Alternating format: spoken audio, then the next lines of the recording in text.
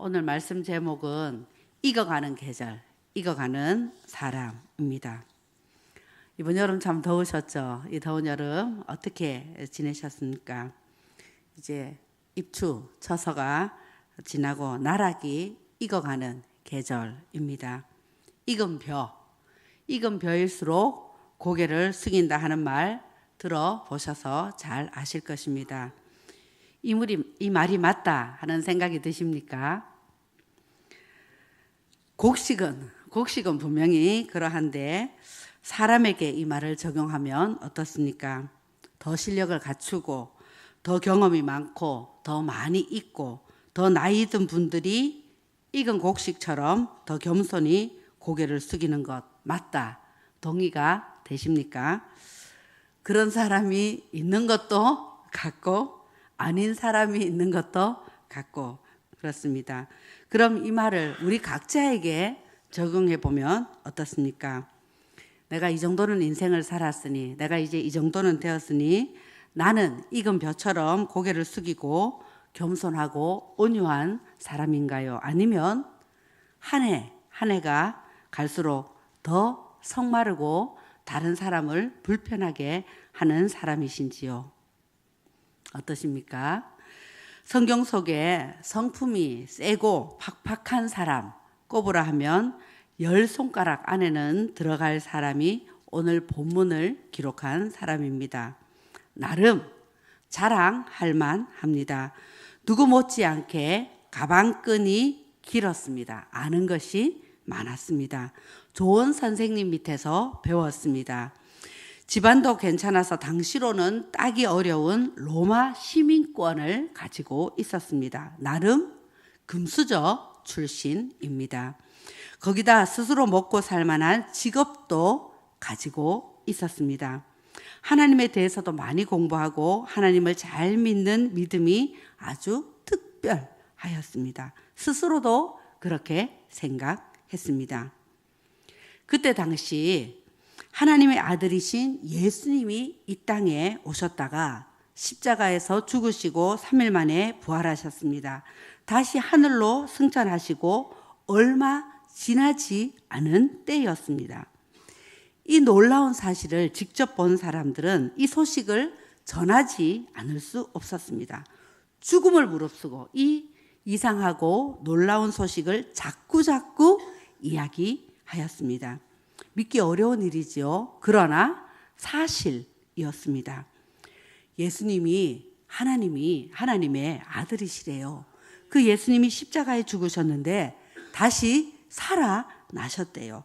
우리들이 보는 앞에서 하늘로 올라가셨습니다. 근데 그 예수님이 다시 오신다고 하셨습니다. 그러니 욕심내지 말고 서로 싸우지 말고 이 예수님을 믿고 바르게 삽시다. 열심히 전했습니다. 너무나 정색을 하고 이 이야기를 전하니 싫어하는 사람들이 있었습니다. 거짓말이라 생각하기도 했습니다. 이 말대로라면 자기의 기득권을 내려놓아야 되니 싫어하기도 했습니다. 이런 이상한 이야기로 세상을 어지럽게 만든다고 생각하기도 했습니다. 이 금수저, 가방끈 긴 이 금수저도 그런 생각을 하는 사람 중에 하나였습니다. 그때 이 예수님을 전하며 놀라운 일과 큰 기적을 행하는 사람이 있었습니다. 그 사람이 사람들에게 예수님에 대해 이 예수님이 오신 역사에 대해서 설교를 하고 마무리하면서 환상을 봅니다. 하늘을 쳐다보며 하나님 우편에 이 예수님이 보인다. 그렇게 말을 합니다. 그러자 듣던 사람들이 귀를 막습니다. 일제히 달려들어 그 사람을 성 밖으로 끌어내어 돌로 쳐 죽였습니다. 요즘 같으면 상상할 수도 없는 일이었지만 그때는 신성모독에 해당되면 그럴 수도 있었습니다. 남에게 해코지한 것도 아니고 자신의 눈에 정말 예수님이 보여서 예수님이 하나님의 우편에 계신 것이 보여서 그렇게 말한 것뿐인데 그것이 듣기 싫어서 사람들이 그렇게 했습니다. 억울하게 죽었습니다. 근데 이 가방끈 긴 금수저는 이 광경을 보고 그 사람 죽는 것이 마땅하다. 그렇게 생각합니다. 그리고서는 자신이 나서서 집집마다 찾아다니며 남자, 여자 가리지 않고 예수님을 믿고 전하고 모이는 사람들을 끌어내어서 감옥에 넘깁니다. 아주 열심히 그렇게 합니다. 예수님의 제자들을 위협합니다. 살기를 띠고 그렇게 합니다. 그렇게 마음대로 예수님 믿는 사람들을 끌고 오려고 허가증을 받기까지 합니다. 이 가방끈 긴 금수저 그 일을 더 열심히 하려고 길을 떠나 목적지에 다다랐을 때입니다.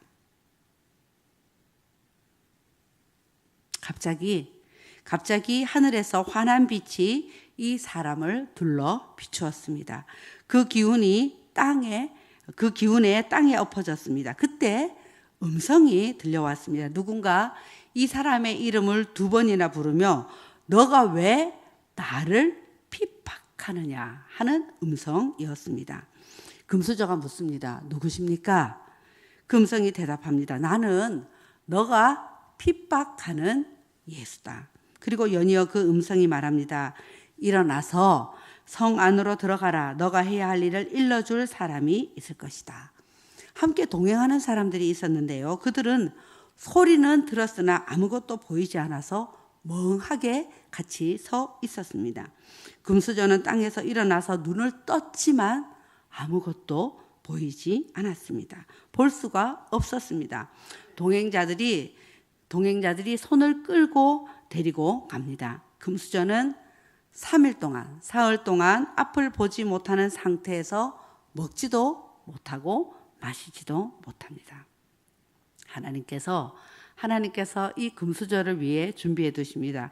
그 도시에 예수님을 잘 믿는 예수님의 제자 한 사람에게 주님이 환상 가운데 나타나셔서 부탁을 하십니다. 지금 기도하고 있는 사람이 있다. 그 사람을 찾아가라. 근데 이 금수저를 잘 알고 금수저가 행한 일을 알고 있는 이 제자가 주님께 대답합니다. 주님, 그가 주님의 성도들에게 얼마나 해를 끼쳤는지를 나는 많은 사람들에게 들었습니다. 그리고 그는 주님의 이름을 부르는 사람들을 잡아갈 권한을 받아 가지고 여기에 와 있습니다. 결론은 주님 말씀하셔도 안 돼요 하는 말입니다. 그 사람은 우리에게 해를 끼치는 사람이니 내가 그에게 가면 그는 나를 잡을 것입니다. 내가 죽을 수도 있습니다 하는 말인 것입니다. 네, 주님이 다시 부탁하십니다. 결국 금수저에게 가서 손을 얹고 이 제자가 손을 얹고 기도를 해 줍니다. 형제여 그대가 오는 중에 그대에게 나타나신 예수님께서 나를 보내셨소. 그것은 그대가 시력을 회복하고 성령으로 충만하게 되도록 하시려는 것이요. 그렇게 기도해 주자 이 금수저의 눈에서 비늘 같은 것이 떨어져 나갑니다. 시력이 회복되었습니다. 세례를 받습니다. 3일 동안 먹지 못했는데 이제 음식을 먹고 힘을 냅니다. 이 금수저 변했다는 소식이 전해집니다. 그런데 사람들이 믿지를 못합니다. 당황해합니다. 또 반대로 이 금수저와 같은 입장에 있었던 사람들은 이 변한 금수저가 싫어서 이 금수저를 죽이려고 합니다. 이쪽에서도 저쪽에서도 환영받지 못하는 신세가 되었습니다. 그래도 예수님을 제대로 만난 이 금수저는 상관이 없었습니다. 사막에 가서 하나님과 깊은 교제 시간을 가지며 이 예수님, 살아계신 예수님에 대한 그 사랑을 더욱 분명하게 합니다. 그 관계가 더욱 확실하게 됩니다. 그리고서는 누가 싫어하든지 좋아하든지 상관없이 이 예수님만 전하는 사람이 되었습니다. 저도 가까이에 그런 사람들을 알고 있습니다. 이 금수저 같은 사람들이 지금도 있습니다. 이 금수저는 예수님이 진짜 하나님의 아들이시다는 이야기를 열심히 전합니다. 그 당시 이 이야기를 전하는 것은 목숨을 내놓는 일이었습니다. 그래도 예수님을 열심히 전합니다. 예수님을 모르는 사람으로부터 핍박을 받는 것은 당연하지만 예수님을 믿는 사람들로부터도 오해를 받습니다. 그래서 이 금수저가 이렇게 말한 적도 있습니다. 그들이 예수님의 일꾼입니까? 내가 정신 나간 사람처럼 말하지만 나는 더욱 그렇습니다. 나는 수고도 더 많이 하고 예수님을 전하다가 감옥살이도 더 많이 하고 매도 더 많이 맞고 여러 번 죽을 뻔 하였습니다. 40에서 하나 뺀 매를 맞은 것이 5번입니다. 당시 매를 때릴 때 40번을 때리면 사람을 죽는다 해서 죽기 직전까지 40에서 하나를 뺀 매를 때렸는데 그것을 5번이나 맞았다 하는 것입니다. 더 있습니다. 채찍으로 맞은 것이 3번이요. 돌로 맞은 것이 1번이요. 예수님 전하려고 여행 다니다가 배가 파선당한 것이 3번이요. 파선에서 밤낮 하루를 꼬박 망망한 바다에 떠 있기도 했습니다. 예수님 전하려고 자주 여행을 했는데 강물의 위험, 강도의 위험, 동족의 위험, 이방 사람의 위험, 도시의 위험, 광야의 위험, 바다의 위험, 거짓 형제의 위험을 당했습니다. 수고와 고역에 시달리고 여러 번 밤을 지새우고 줄이고 목마르고 여러 번 굶고 추위에 떨고 헐벗었습니다. 이렇게 말을 합니다. 그러면서 이 예수님을 전하는 일 그만둘만도 한데 그러지를 않습니다. 오히려 오늘 읽은 본문을 보면 감사합니다. 감사합니다. 나는 나에게 이 복음을 전하는 능력을 주시는 예수님께 감사합니다.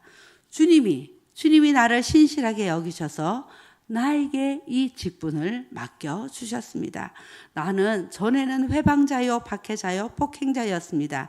그런 나에게 하나님께서 은혜를 넘치도록 부어주셨습니다. 그리고 고백합니다.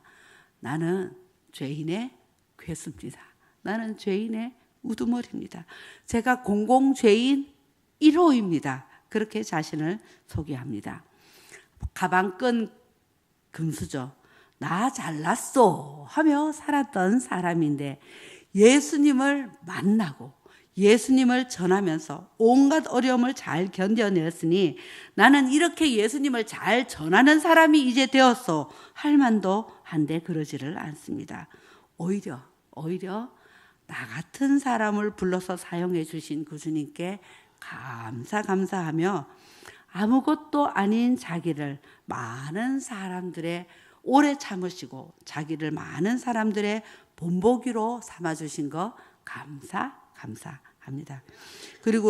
그리고서는 모든 수고에 대한 자랑이나 나 좀 알아주세요 하는 태도가 없습니다. 17절 보면 그저 모든 영광을 하나님께 돌려드립니다. 영원하신 왕, 곧 없어지지 않고 보이지 않는 오직 한 분이신 그 하나님께 존귀와 영광이 영원토록 무궁하기를 빌 뿐입니다. 어떻게 사람이 변해도 이렇게 변할 수 있을까요? 나락 이야기로 돌아가 봅니다. 아무리 세월이 지나도 아무리 햇볕을 잘 쬐어도 쭉정이는 고개를 숙일 줄 모릅니다. 그러나 생명을 머금고 있는 나락은 익으면 익을수록 고개를 숙이게 됩니다. 사람도 그렇습니다. 아들이 있는 자에게는 생명이 있습니다. 하나님의 아들이 없는 자에게는 생명이 없습니다. 하나님의 아들이신 예수님이 나에게 있는 자는 생명이 있는 자입니다. 이 예수님을 제대로 만나고 이 예수님을 제대로 믿고 이 예수님과 제대로 관계를 하는 사람은 그 사람은 익어가게 되어 있습니다. 우리 자신이 지금 익어가는 사람이면 예수님의 생명이 나에게 있기 때문입니다. 내가 그렇지 않으면 정말 나는 예수님을 믿는 사람인가 자신을 돌아보고 그 예수님을 내 마음에 모시면 됩니다. 가방 끈 긴 금수저, 수많은 놀라운 일을 행하고도 그저 자신은 죄인 중에 한 사람입니다. 저는 죄인입니다. 그렇게 고백합니다. 그렇게 변하게 되었습니다. 이런 변화가, 이런 놀라운 변화가 우리 모두에게 꼭 있기를 소원합니다. 기도하겠습니다.